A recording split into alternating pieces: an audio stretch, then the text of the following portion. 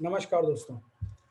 जैसा कि मैंने कल कहा था आपसे कि एक आईपीओ शुरू होने वाले हैं, तो क्लीन साइंस टेक्नोलॉजी के बाद जो अगला आईपीओ है वो जीआर इंफ्रास्ट्रक्चर लिमिटेड का है। ये 1995 बेस्ड कंपनी है और इस कंपनी का जो कल आईपीओ आने वाला है उसके बारे में आपको बताऊँ डिटेल में, उससे पहले हमेशा की तरह आपसे एक रिक्वेस्ट है कि जो आपका जो चैनल है फिल्म ग्रोथ मंत्रा, प्लीज़ उस पे अपनी कृपा बनाए रखिए और सब्सक्राइब करते रहिए और आगे बढ़ाते रहिए।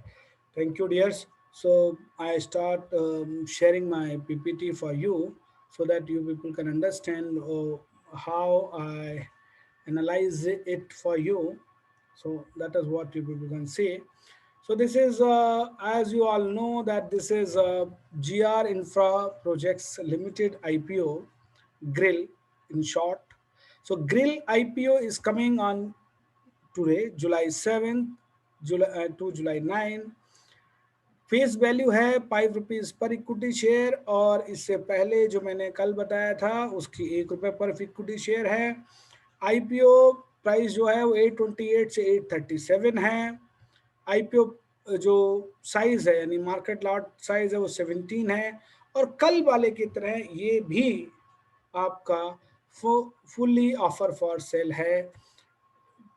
टोटल 963 करोड़ का आईपीओ है और पूरा का पूरा ऑफर फॉर सेल है। एम्प्लॉयज के लिए डिस्काउंट है 42 रुपीज की। It means if you are employ of this company you will get a discount of 42। Allotment 14 जुलाई को हो जाएगा। नीचे से रिफंड 15 जुलाई। आपके शेयर्स डीमैट अकाउंट में क्रेडिट होंगे 16 जुलाई को, लिस्ट हो जाएगा 19 जुलाई को।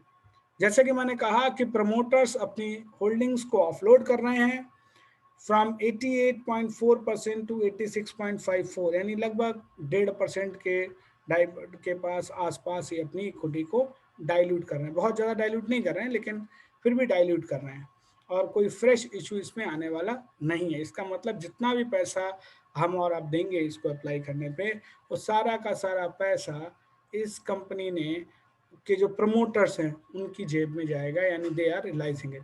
So let us discuss one by one how this particular company is going to play. The first thing I will say that GR Infra as a company is going to be integrated road engineering procurement की company है, which is construction expertise है इनकी। इन्होंने कई road and highways project deal किए हैं। ये EPC और बोट में डील करते हैं, यानी build operate and transfer basis पे इन्होंने अपने आप को अभी डाइवर्सिफाई किया है। Thermoplastic road making paints, electric poles, road signals and fabricating metal crash barriers.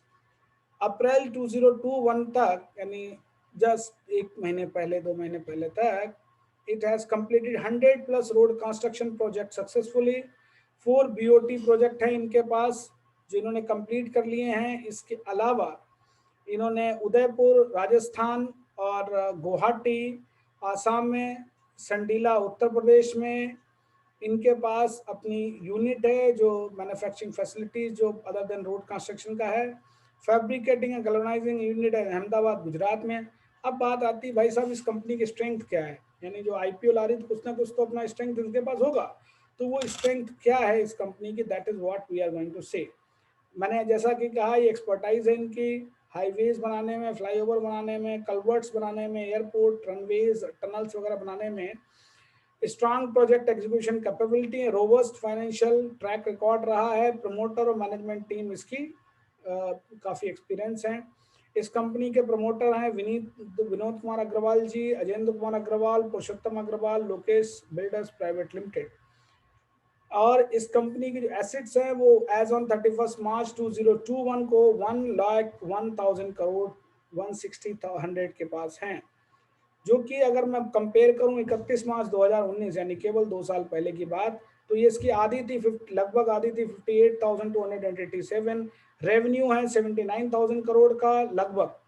And जो 31 मार्च 2019 को 53 था, तो वहां से भी लगभग आप देख लीजिए 25,000 करोड़ के आसपास रेवेन्यू बढ़ गया है।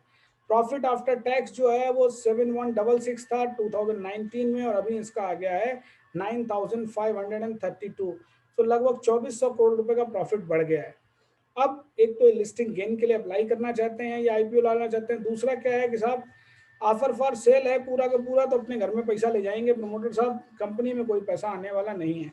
तो एक इनहेरेंट रिस्क जो कंपनी के साथ है दैट यू नीड टू से, क्योंकि अगर कंपनी के पास कुछ पैसा आएगा तो कंपनी के पास कुछ लिक्विडिटी आएगी, लेकिन इस कंपनी ने अपनी जो टॉप एंड बॉटम लाइंस हैं वो लास्ट 3 इयर्स के लिए अच्छी हैं इनकी, और इनके पास एक 19,000 से ज़्यादा के इनके पास ऑर्डर बुक्स हैं, और लॉन्ग टर्म के लिए अगर आप चाहते हैं तो मेरे हिसाब से कंपनी अच्छी है।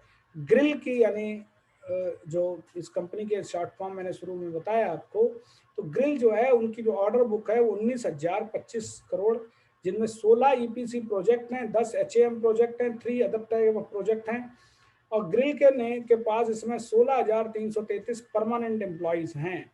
और अगर इस कैपिटल की बात करें तो इस जो आईपीओ अभी ला रहे हैं, इसके अलावा इस कंपनी ने जो टोटल आपका है 2,25,000 इक्विटी शेयर जो है अपने एम्प्लॉयज को दे रहे हैं 42 रुपए के डिस्काउंट पे। क्यूआईबी के लिए भी रखा हुआ है, एचएनआई के लिए भी रखा हुआ है, और हमारे आप जैसे रिटेल इन्वेस्टर के लिए 35% के रखा है। इनके जो बुक मैनेजर्स हैं, book running manager HDFC bank है, आईसीआईसीआई, कोटक महिंद्रा बैंक हैं। और अगर आपकी इस जो इनिशियल कैपिटल के बाद ये जो प्रमोटर्स की कॉस्ट है कंपनी में वो लगभग 170 रुपए और 23 पैसे पे 70 पैसे पे आती है, और जो ओवरऑल इनकी कॉस्ट है average cost of acquisition that is 2.5 5.44, और रफली अराउंड लास्ट में 130.80 है। सो अब मैंने आपको ऑलरेडी बताया कि इक्विटी कैपिटल सेम होनी, क्योंकि 100% साहब ये प्रमोटर्स का आईपीओ है, यानी वो अपलोड कर रहे हैं अपना शेयर, तो कंपनी के पास तो कोई पैसा आएगा नहीं। अब अगर आप इसकी फाइनेंशियल परफॉर्म में पीई के बेस पे करें तो इसकी पीई जो है वो 8.5 बना है अपर बैंड पे, जबकि इंडस्ट्री की 16 है, तो उसके हिसाब से ये कंपनी आपके लिए अंडर वैल्यूड है। अब आप देखिए साहब इसके पीर ग्रुप कौन कौन है।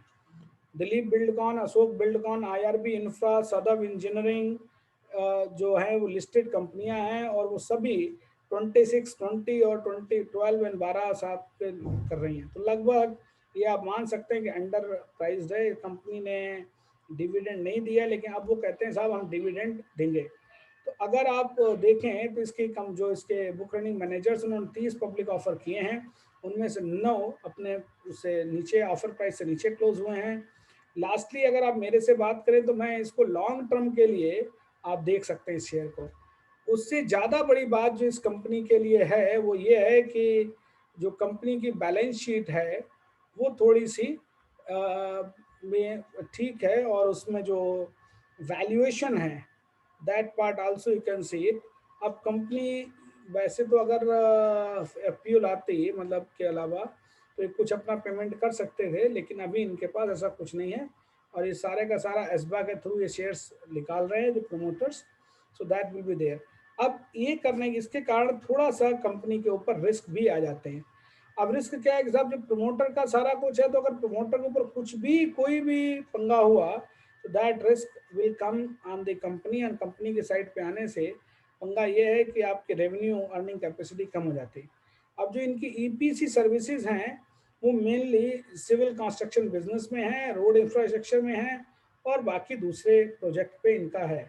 बीओटी रोड प्रोडक्ट में भी इन्होंने कई किया, 4 लाइन हाईवे सीकर वाला जो किया है एक, देन इन्होंने एक राजस्थान में सीकर में इनका चल रहा है, फिर एचएआई के साथ इनका कोलैबोरेशन है तो वहाँ पे कर रहे हैं।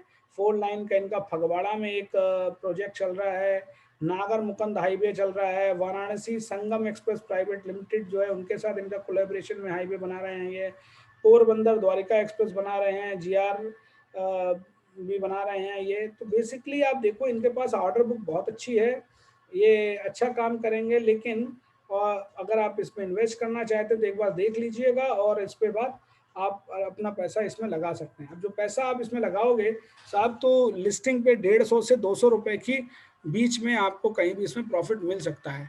अब जब मैं कह रहा हूँ 150 से 200 रुपए के बीच में आपको इसमें प्रॉफिट मिल सकता है, वो लिस्टिंग गेन है। लेकिन साहब लास्ट अगर आप इसको देखें लास्टली के हम इस कंपनी के बारे में कैसे क्या काम कर सकते हैं, तो सबसे बड़ी चीज़ तो ये है कि जो अगर हर स्टेट में इसका बिजनेस चल रहा है तो किसी पॉलिटिकल रिस्क का पंगा नहीं। उत्तर प्रदेश में, मध्य प्रदेश, महाराष्ट्र, गुजरात, बिहार, छत्तीसगढ़, राजस्थान, आंध्र प्रदेश, मणिपुर, उड़ीसा, हिमाचल प्रदेश और वेस्ट बंगाल, मतलब सभी जगह है। तो इसका मतलब क्या है कि बहुत ज़्यादा कोई एक पार्टी रिलेटेड नहीं है, क्योंकि जनरली इंफ्रास्ट्रक्चर प्रोजेक्ट में देखा गया है कि पॉलिटिकल इन्फ्लुएंस आ जाता है और वहाँ पे कंपनियों को नुकसान होता है। जीएमआर इंफ्रा उसका एक एग्जांपल है। So but that problem will not come with company because they are working with all. एक तो इनके पास, और इस कंपनी की सक्सेस क्या है कि ये इन हाउस इंटीग्रेटेड मॉडल है इनके पास। So they can utilize it as a strength of the company.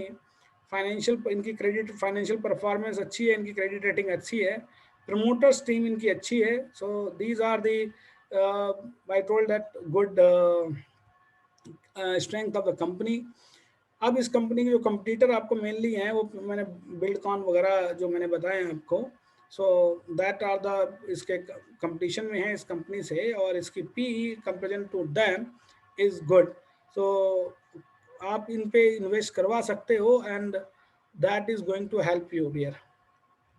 So the next I will say that you people can invest it.